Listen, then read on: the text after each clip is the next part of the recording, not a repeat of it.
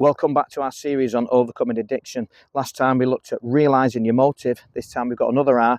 We've got right attitude. You've got to have the right attitude if you want change to happen in your life. What is that right attitude? Well, it's having a godly sorrow rather than a worldly sorrow. Let's have a look at what 2 Corinthians chapter 7 verse 10 says. It says this: godly sorrow brings repentance that leads to salvation and leaves no regret, but worldly sorrow brings death.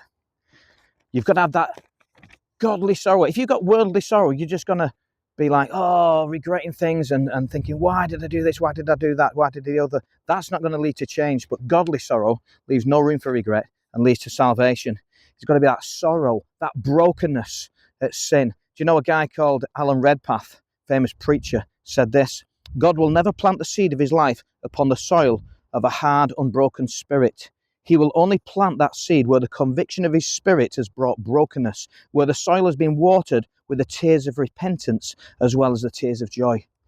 There's got to be that brokenness for God's seed of salvation to come in and bring that lasting change. And a guy called A.W. Tozer said this: God is also instrumental in achieving that brokenness.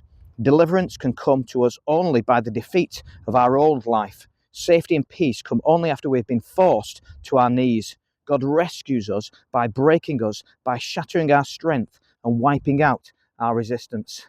You need to come to that place of brokenness and sorrow before God. Then He can work mightily in your life. Join me for the next hour.